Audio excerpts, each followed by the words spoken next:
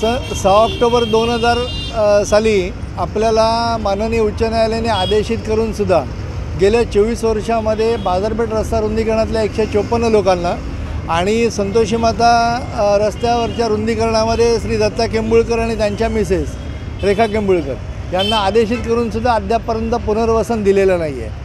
आज माननीय मुख्यमंत्री येणार आहेत चाव्या वाटपाला BSUPच्या योजनेमधल्या घरांच्या। मुळामध्ये ज्यांना हायकोर्टाचे आदेश आहेत त्यांनाच गेल्या 24 वर्षामध्ये जर पुनर्वसन देत नसतील तर मुख्यमंत्र्यांनी चाव्या देणं हा निव्वळ फार्स ठरेल, याच्या परिणाम त्याचा काही अर्थ उरणार नाही।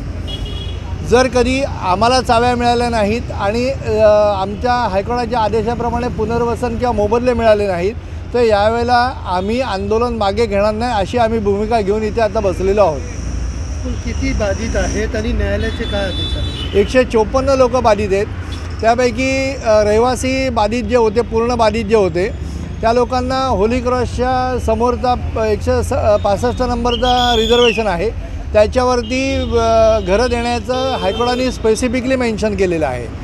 त्याच्यानंतर आमचे जे व्यापारी पूर्ण बाधित होते त्या लोकांनासुद्धा त्याच ठिकाणी दुकानं देण्याचंसुद्धा आदेशित केलेलं होतं आणि जास्ती संख्येने ज्यांची घरं किंवा दुकानं गेलेली आहेत, ज्यांच्या जमिनी गेलेल्या आहेत त्यांचं एसेला ठाण्याकडे पुनर्वसनाचे प्रस्ताव पाठवायचे आणि त्यांना त्यांचं ह्याचे जेवढे मोबदले होते कॅश कॉम्पेन्सेशन ते द्यायचं असं आदेशित करूनसुद्धा कोणत्याही परिस्थितीमध्ये कारवाई करायची नाही असं प्रशासनाने ठरवल्यामुळे हे आत्तापर्यंत 24 वर्षामध्ये प्रशासनाने कोणती कारवाई केलेली नाही।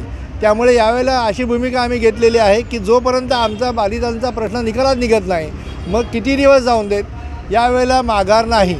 न्यायालयामध्ये काय आदेश आले? न्यायालयामध्ये हेच आदेश आले होते की आम्हाला पुनर्वसन द्या आणि कोणत्या प्लॉटवरती पुनर्वसन द्यायचं हेही बाधितांना आम्हाला न्यायालयाने सांगितलेलं होतं।